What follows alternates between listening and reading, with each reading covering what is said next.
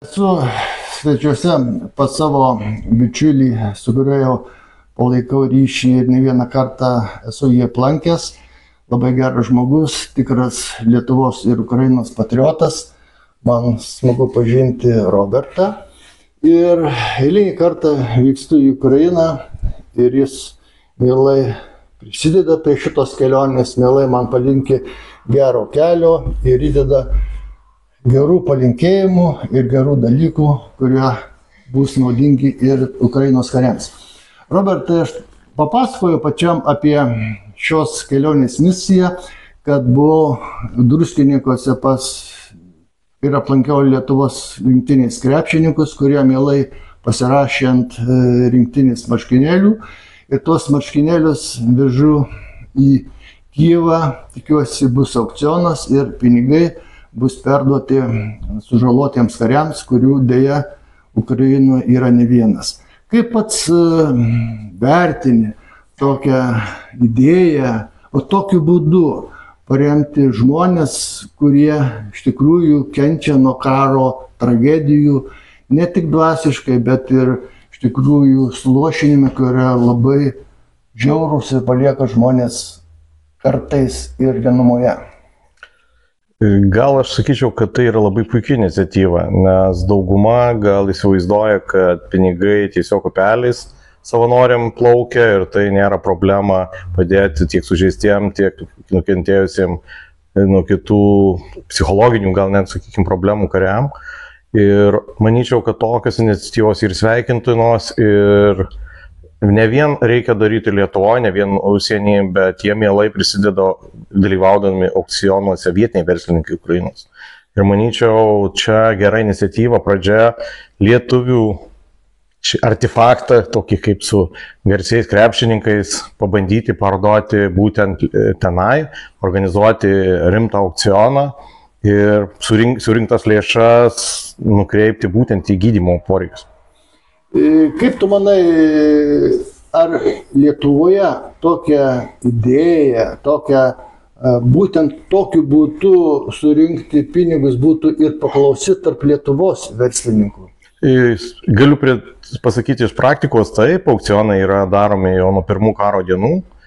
Vieni aukcionai daugiau susidomėjimo, kiti mažiau, bet visi gal daugiau tenai iš Ukrainos, iš karo vadų, iš prezidento parašą turinčią palievas ar kažką iš tokių artefaktų, vėliavų su parašais, tikrai susidomėjimą turi didelį. Ir aukcionai baigėsi sėkmingai Lietuvoje. Ir poreikiai tikrai matau ir iš pokalbio su kolegom verslininkais tikrai didelį. O kokia tavo kaip patyrusio žmogaus, ne vieną kartą buvusio Ukrainoje ir įvertinusio ukrainiečių susidomėjimą, pagalbą savo tautiečiams būtų aukciono kaina? Aš tokią dabar mini apklausą darau, būsi ir ne vienas iš tokių orakulų, bet iš tikrųjų, kadangi tu esi pirmasis žmogus, kurio aš galėčiau šitą paklausti, ir kaip tu manai, kiek šitų artefaktų, kaip tu sakai, galima būtų laimėti prisidedant prie konkretaus kario reabilitacijos? Konkrečią galutinę kainą labai sunku, panašių aukcionų metu už, sakykime, aš gal įvertinsiu su parašais esančius daiktus iš Lietuvos garsenybių, kurie žino taipogi Ukraina. Šiuo atveju krepšininkai, Lietuvos krepšininkai, Lietuva tikrai yra gerbiami. Ir tinkamai suorganizavus aukcioną, gerai jį išreklamavus, jį dvipusiai darant, tai yra ir internete tuo pačiu metu ir gyvai, manyčiau, kad gali tikrai nuo 5000 dolerių į daugiau. O Robertai, tavo optimistinė mintis mane žavi, aš perduosiu ukrainiečiams, kad tokia lietuvių ekspertų ir įvertinimo kaina, sakysiu, nė centų mažiau. Robertai, mes esame tavo kabinete, kuriame iš tikrųjų kaip Luvro muziejus.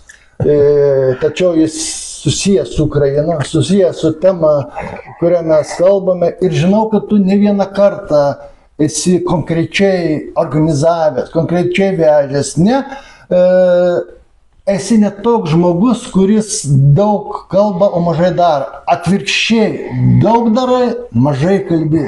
Robertai, tau žodis, kas čia yra per šventovė pas tave? Gal aš pradėsiu nuo to, kas pas mus ne visai madinga šio gal interneto laiko dominavimo periode. Dauguma daug tikrai šneka, lėšas surinkti tikisi daug, kad skleisdami, kai kada netinkamos ir negeros ir slaptos informacijos. Mano yra kredo, kad geri darbai daromi tyliai. Čia yra visos komandos, sakykime, pasieka, čia yra darbai atliekami jau seniai, nuo 14 metų, čia nėra kelių dienų darbas. Mūsų komanda ir organizacija dirba jau tikrai seniai. Ukrainos paramai mes esame seniausiai pradėję, Lietuvoje pirmi registruoti ir pradėję teikti paramą. Tik tai gal specifinė parama ir uždari kai kurie projektai nereikalauja tokio viešinimo ir gal sėkmė daugiau priklauso, kai yra tylima. O čia yra daug artefaktų, kurie surinkti nuo 14 metų, tai antsiuvai, ševronai vadinami, vėliavos su parašais, kai kurie artefaktai, kurie susiję tiesiogiai su patirtimi karo. Yra netgi ir kelios keveldros nuo vieno iš apšaudimų, kuriame teko ir sužeidimus patirti. Visa tai istorija, kuri kaip ir užfiksuota daiktuose. Kiek yra čia kaip dalis gyvenimo, gal, sakykime, dabar dauguma mūsų komandos narių tame jau gyvena. Paskutiniai 3,5 metų tai gyvena kare, gerąją prasme, tai yra organizuoja, padeda, gamina, tiekia paramą, rengiam aukcionus ir, sakykime, pagalbos sparno organizacija tikrai stengiasi, kad tiksliniai būtų. Tiksliniai paramos projektai, gal jie tylesni, mes neskiriam reklamai, neskiriam gal tokiam PR-ui, kai dauguma, bet mes tai padarom, surenkam tikslą, pasiekiam ir džiaugiamės tyliai savo padarytais darbais. Tai paviešinam taip, kai ką parodom, kaip Ukrainoje mus pamato, nesam nežinomi, esam išgirsti, turim tikrai pastovių rėmėjų, tie, kurie supranta, kad reikia remti be didelių paramų, didelių, sakykime, PR-ų. O čia tai tiesiog, kai sakant, gyvenimo pasiekmė. Čia va galima, sakykime, nuo 14 metų rinkta kolekcija antsiuvų dalis jos. Mes truputėlį paskiau pabaigus filmavimą padarysim keletą nuotraukų, tada iš arčiau bus galima pasižiūrėti. Tačiau pasminėjai apie sužeidimą ir žinau, kad tavo sveikata, duok Dieve, kad ji būtų visuomet tokia optimistinė kaip dabar, tačiau turi rimtų problemų sveikatos. Širdis pas tave negeležinė, atleisk. Ir kaip tu, būdamas tokio jauno dar amžiaus, saugai save. Juk Ukraina tai yra išbandymų metas ir išbandymų laikas, net ir supranti su geros sveikatos žmogum. O tu dabar esi auka karo, bet vis tiek esi optimistas.